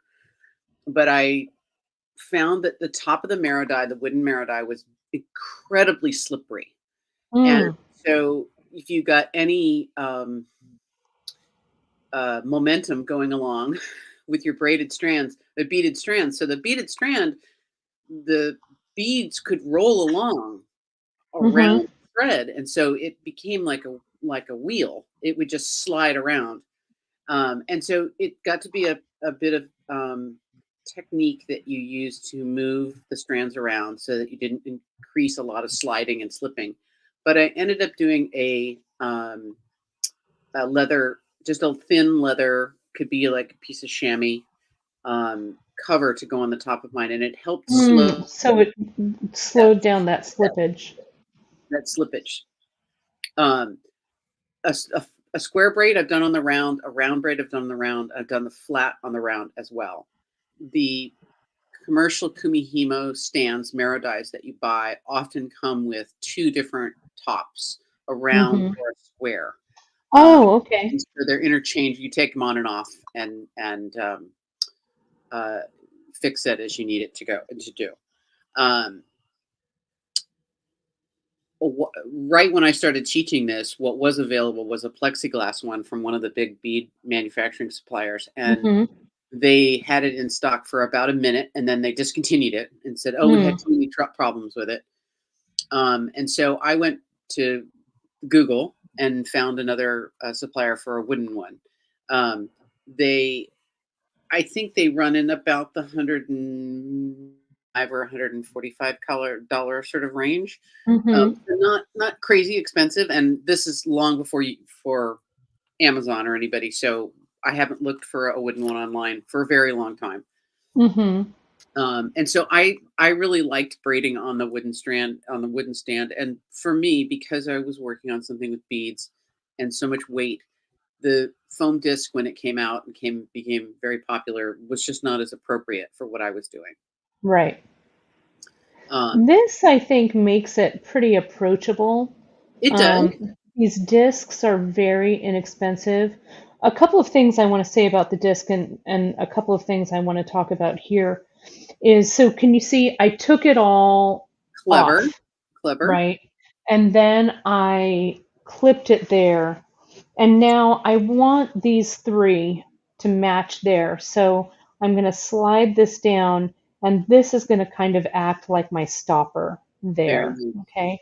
So now I've got to get the rest of these um, in here. What would be easier for me if I would just do this, so I'm going to do this, is I'm going to bring all of these together, and I'm going to cut all of these so they're the same length, so I'm not screwing around with that. Someone was asking about what the pattern of a two different colors would look like. It would be kind of a swirl pattern, wouldn't it, Emily? Yes. Kind of like almost a barber pole kind of a So feeling. the braided strands I have, the beaded strands I have, two of them are using the same pattern you're using. Oh, okay, just the Mm. eight. Yeah, I needed to look at it and watch you do it a minute to make sure that I was doing it. And I've been kind of sitting here with my two hands, kind of going, I remember that move, you know. Right. And I believe it's these guys right here. So when we come back at the end, I'll flash those up Oh, for you. you'll show me. Yeah, Great. So and this see is here, it's a lot four colors, easier so for me to it get will this. definitely show.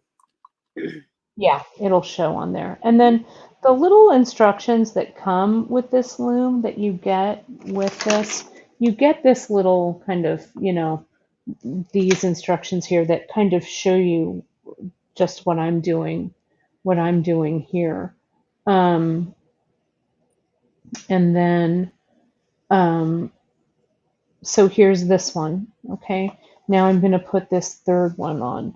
Now I have a bunch of, right, a bunch of strands here. I can be as creative as I want to be with this closure, right? Like, let's say maybe this is a wrap bracelet of some kind, right? I could figure out maybe how to attach some leather or do some macrame with some leather, and do a little bit of the herringbone stitch that we do with the CKC to get rid of these tails. Or, there's all kinds, you don't have to have like a cap to glue these into, right? You just have to kind of think about what you want this closure to look like. So what I'm going to do here is I'm going to take two of these strands, or maybe four of these strands, and I'm going to clamp these down, and I'm going to clamp this down.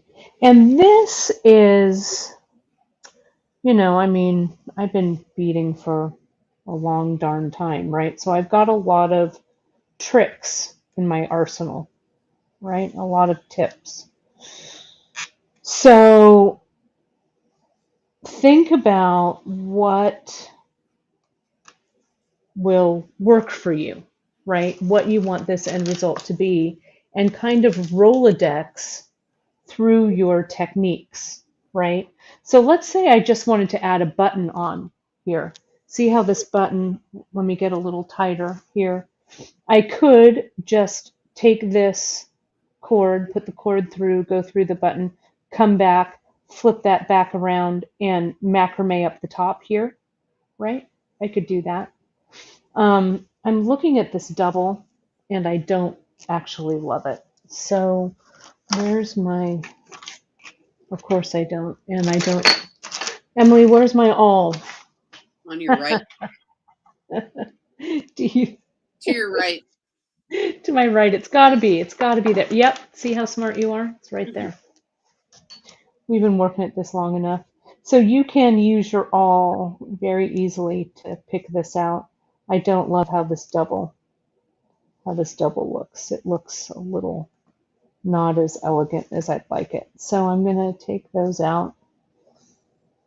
So I could very simply just macrame a little bit, go through, these holes are pretty large. I could, here at the end, underneath here, I could get rid of some strands, right? I could put some glue here, thread burn a few away, and cover them up here with this. And actually, maybe I'll do that because having all of these strands looks a little heavy, don't you think? Let me get a little tighter with this so you can see it. I know we're going long, you guys, but hopefully it's worth your watching. So let me take out the strands. Let me do this. I'm going to take out maybe two. And it's going to be these two. Okay. I'm going to add a little bit of glue here. A little bit of glue here. I'm using GS rather than Zap because I don't want this to be stiff. I want this to be malleable. Getting the lid back on the GS. There we go. So actually, I'm going to pull all of these down. I'm going to slide that up. I don't need to have those out yet. I'm going to slide that up so the glue is sitting underneath all of those guys, right? I'm going to get rid of this. I'm going to macrame. These are all about the same size. So now I could clip but I think I'm going to singe away. What I would do if I were doing this in real life, not demo life, I would let that sit a bit and then I would singe them. But I'm going to singe them now just for fun. Okay, so I'm going to just singe these off. There we go. Goodbye, those three. There's a collective gasp from around the world, but don't worry. Okay, now I'm going to tighten this up again over here. And now I think that the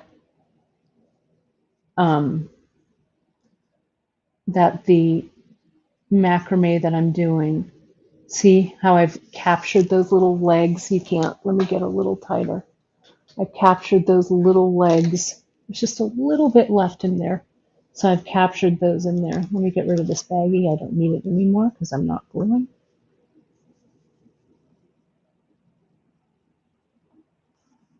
There we go.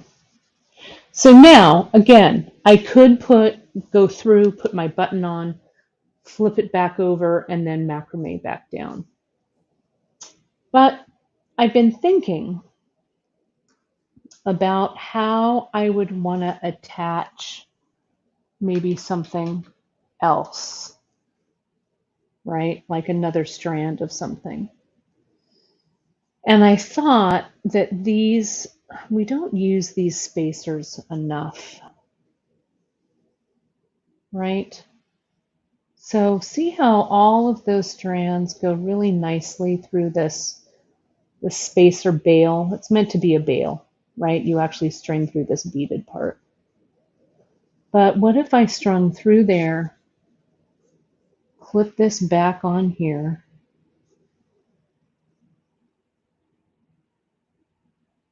and macrame this back down? Then I have a loop to do whatever I want with. There we go. And I don't want a huge loop. But again, you could also put a cone like you did, Em. That would be it's really funny. nice. I kind of have this thing in my head, Kate, that Em. you should have macrame another loop at the other end. I could. Yeah. And, Another loop? Sure. that way you'd have something to connect to and to hang Mm-hmm. more charms from that spot or play with Mm-hmm. it more. I do think these Maybe also I with need the just more macrame here. if you were to do a section in the middle with no beads, they'd make Mm-hmm. a really nice eyeglass leash or badge holder leash. Mm-hmm. It's another way to wear something and enjoy it if that's something that you dig. There we go. That's a little bit I don't better. wear eyeglass leashes because I wear my glasses all the time, but folks who put them on and Mm-hmm. take them off, it can be very helpful for them. And for badges, if you have to go to work where you have to have a badge to get in and out of doors or clock in or name tags or keys or whatever, I think these are really nice, durable pieces that would really look super as in that kind of position. Mm-hmm. I could even see a really big Kumihimo braid. My head is starting to spin a little bit. A Mm-hmm. big, super thick Kumihimo braid, like the leather one, Mm-hmm. being a keychain Yeah, wristlet. key fob. Yeah. That you Yeah. slide over your wrist so you don't have to always hold your keys. And be very nice. I mean, it's a really nice gift. It's a really nice guy gift. Something that we're all going to be facing here in a couple months. For looking for stuff to give people Holidays. and For holidays holiday. are coming. Um, so I really love the idea of playing with the foam disc, and I don't have one. Dang it. So Well, I'm gonna. you will this weekend. Okay, thank you. I'll bring you the spare. So Okay, see, so I'm taking into account what you're saying about that loop. yeah, Okay. So see how I have macrameed this loop. Push up a What I little. need, what's that? Push up a little. Oh, sorry, thank you. Yep. What I actually need to do is make this loop about this long, put this piece about right here, loop it back through, and macrame so that the loop is about this big, right? So the Yeah. macrame ends about right here. So that's big enough. But we're just going to pretend that that is correct and that I've macrameed so it looks kind of like this, maybe a little bit smaller, but this business here is right Mm-hmm. there. Mm-hmm. Mm-hmm. Okay. Yeah. So then what I can do and what I've got here is I've got some Padres and I wanted the width of what I was going to string to be kind of the same width as this. Mm-hmm. So I think what I'll do, if this is about 16 inches, maybe I'll string about 18 inches randomly of the mustard colored Padres and the shadows, right? And then I'll end it with, I'll probably just string it on the CKC, macrame another piece of CKC on here and do this. I'll revisit this again, you guys, the closure on Free Tip Friday, so you guys can see how I would finish it. But just to talk you through it, all right, is that I would string this up, string it probably on this CKC, and on the end here, I would go up, I would make my short loop, go through the button and back, and close it off here. So this button would come right here, and there would be some macrame here at the end. So that's how I would do it. Yeah. Okay. Okay. So just like we would do, if my cord, let me just get a cord piece here. My cord would be coming out. I'll just do this short so you can actually see it visually. It would be a much longer piece, but I'd come through. I get my cord here. I might just macrame it, macrame, put this through, put my macrame back through, macrame it closed, like I've done that loop right there. Because I wanted something to have, I wanted a little bit of metal or a little bit of something interesting there. And then I could also hang like a charm or whatever. Then I would string all of my Padres and my this all the way. And then I'd come through here, macrame again, macrame, come through my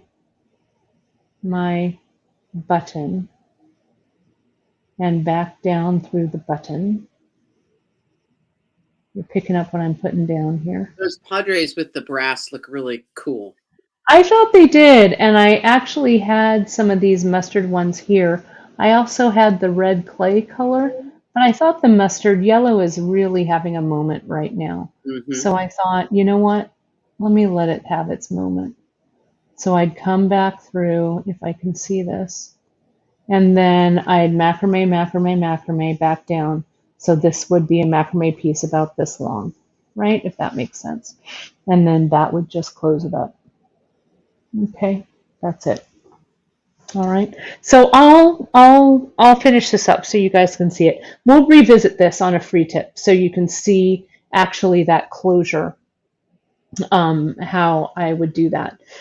This week for free tip, we are skipping because Emily and I are going to be at the retreat.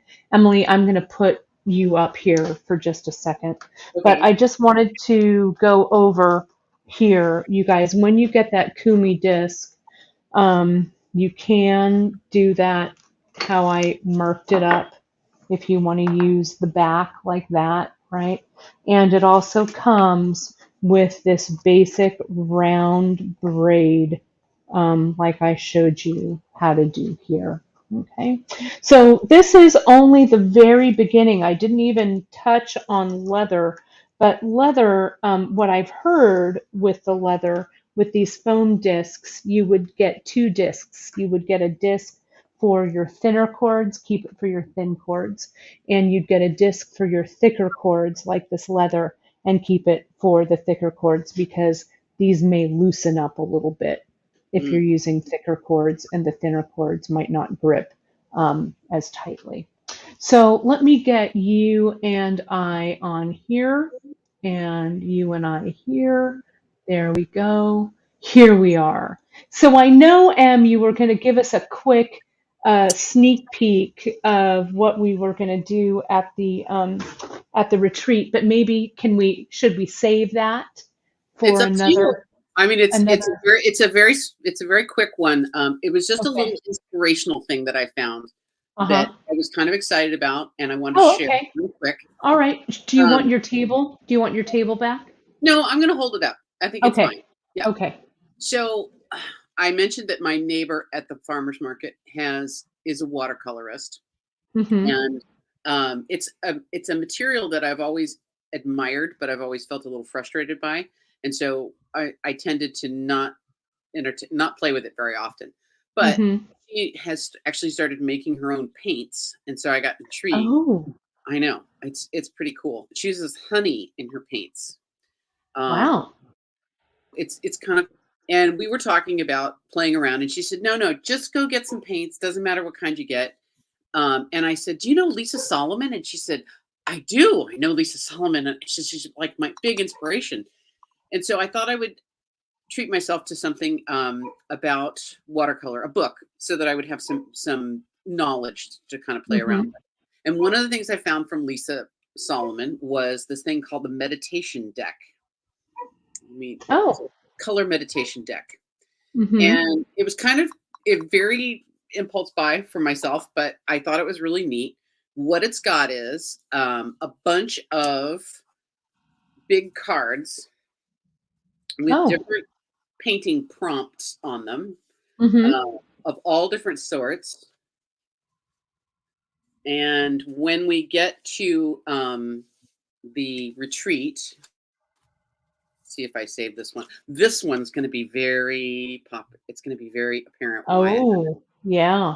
So this is actually a little card that actually talks about how to play with a particular type of watercolor effect. And there's a whole bunch of those purple ones. And then there's all these other ones that have the techniques that you can play around Oh, with. So how you pick one interesting. from each. Oh, And wow. it's meant to be a little bit of a meditation, a daily meditation for you, but it's also meant to be a way to learn about techniques for watercoloring. And I'm I'm mesmerized. I like look at these in the morning while I'm waiting for my water to boil for my coffee, and Oh, that's so cool. I can't wait to see them.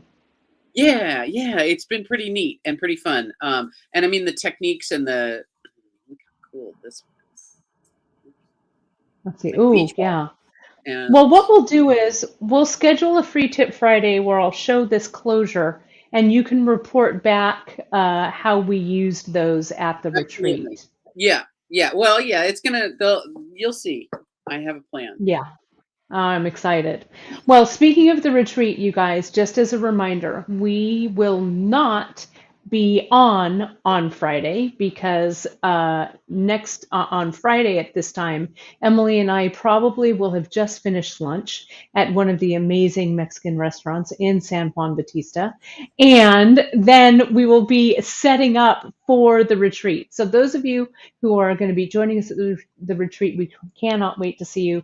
I'm going to be picking the dates for next year for the retreat, so you guys will know in plenty of time. This year, travel and stuff was a little uncertain, so we couldn't actually finalize until a little late in the game. But we will finalize and get dates for you for 2023. And Janice, of course, will be joining us for that one as well. Just as a reminder, everybody, don't forget you can follow us on all of our social at beadshop.com on Instagram. Join us over on the Bead Table on Facebook, which is our wonderful dynamic group.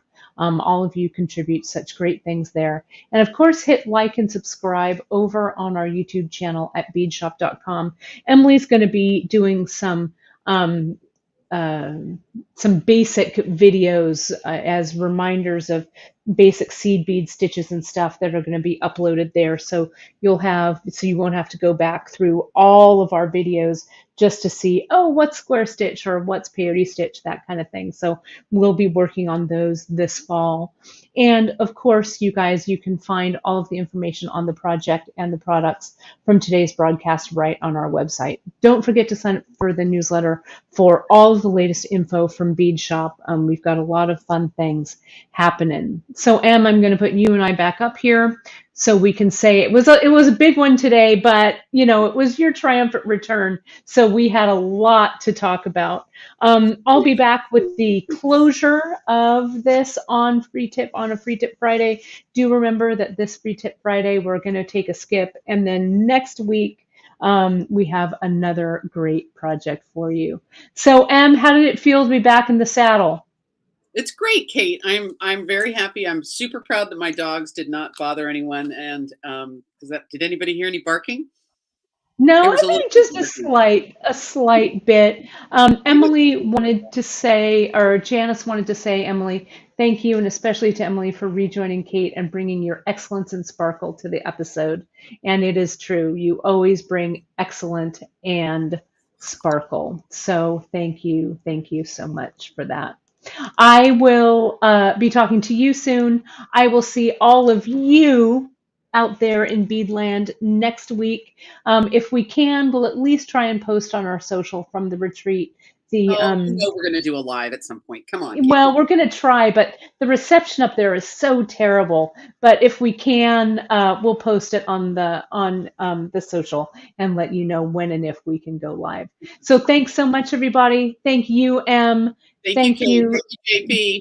Yes, and thank you also, Geeta, for your wonderful moderating from across the miles. And Michelle, thanks for popping in and sharing your Kumi expertise. I am but a novice next to your experience. So thanks to all of you all, and we'll see you soon. All right. Bye. Thanks, everybody.